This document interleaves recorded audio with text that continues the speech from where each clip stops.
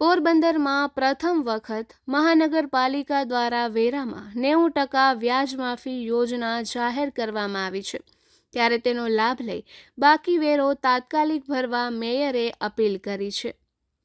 પોરબંદર મહાનગરપાલિકાના મેયર સાગરભાઈ મોદીએ જણાવ્યું હતું કે તાજેતરમાં મળેલી પ્રથમ જનરલ બોર્ડની બેઠકમાં મિલકત વેરાના બાકીદારોને રાહત આપવા માટે વ્યાજમાં 90% માફી આપવાનો ઐતિહાસિક નિર્ણય લેવામાં આવ્યો હતો. આ નિર્ણયને શહેરના નાગરિકો અને મિલકતદારો તરફથી ખૂબ જ સારો પ્રતિસાદ અને આવકાર મળ્યો છે. વ્યાજમાફી યોજનાના અમલીકરણ માટે જરૂરી સોફ્ટવેર સંબંધિત કામગીરી હાલ અંતિમ તબક્કામાં છે અને આગામી 2-3 દિવસમાં તમામ પ્રક્રિયાઓ પૂર્ણ થઈ જશે. ત્યારબાદ સુધારેલા વેરા બિલો શહેરના નાગરિકો સુધી ઘરે ઘરે પહોંચાડવાનું આયોજન કરવામાં આવ્યું છે, જેથી લોકો સરળતાથી યોજનાનો લાભ મેળવી શકે. તેમણે જણાવ્યું હતું કે મહાનગરપાલિકાના પ્રાથમિક અંદાજ મુજબ આશરે 39,000 થી 40,000 જેટલી મિલકતોને આ વ્યાજમાફી યોજનાનો સીધો લાભ મળશે. આ યોજના દ્વારા બાકી વેરાદારોને મોટી રાહત મળશે અને તેઓ ઓછા વાર્ષિક બોજ સાથે પોતાનો બાકી વેરો ભરપાઈ કરી શકશે. મેયરે તમામ મિલકતદારોને ફરી એકવાર અપીલ કરતા જણાવ્યું હતું કે મહાનગરપાલિકા દ્વારા આપવામાં આવેલી આ વિશેષ તકનો લાભ લઈ વહેલી તકે પોતાનો બાકી વેરો ભરી દે. નાગરિકો સ્વૈચ્છિક રીતે વેરાની ચૂકવણી કરશે તો કોઈપણ પ્રકારની કડક કાર્યવાહી કરવાની જરૂરિયાત ઊભી નહીં થાય. તેમણે વધુમાં જણાવ્યું હતું કે તારીખ 1 ઓક્ટોબર 2026થી મહાનગરપાલિકા દ્વારા નિયમ મુજબ સિંગલ નોટિસ આપી મિલકતો પર કબજો લેવા સહિતની કાયદેસરની કાર્યવાહી હાથ ધરવી અનિવાર્ય બનશે.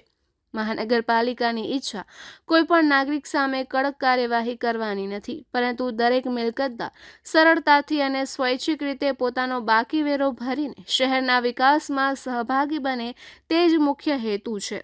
તેથી તમામ મિલકતદારોને આ સુવર્ણ તકનો લાભ લેવા અને વ્યાજમાફી યોજનાનો લાભ મેળવી સમયસર વેરાની ચૂકવણી કરવા તેમણે અનુરોધ કર્યો હતો. નિપુલ પોપટ, પોરબંદર ટાઈમ્સ. આગામી દિવસોમાં પ્રથમ જનરલ બોર્ડ મળી હતી, જેમાં વ્યાજ ઉપર 90% માફી આપવાનો નિર્ણય જે બોર્ડ દ્વારા કરવામાં આવ્યો હતો તેનો લોકોએ ખૂબ જ એને આવકાર્યો છે.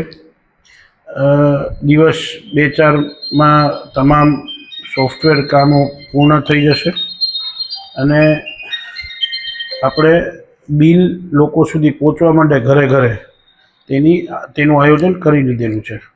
અને જે વ્યાજ માફી મળવાની છે તેની મિલકતનો આંકડો છે 39,000 થી 40,000 મિલકતોને વ્યાજ માફી મળશે તેવું ધ્યાન ઉપર આવ્યું છે.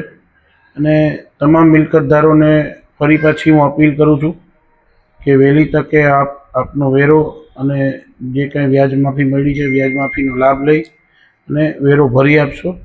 અન્યથા અમારે 1/10/2026થી એ લોકોને સિંગલ નોટિસ આપી અને કબજો લેવો અનિવાર્ય થશે. એટલે આવું કંઈ મહાનગરપાલિકા દ્વારા કરવામાં ન આવે અને સરળતાથી આપનો વેરો ભરી આપો તેવી મારી ફરીને એક અપીલ છે.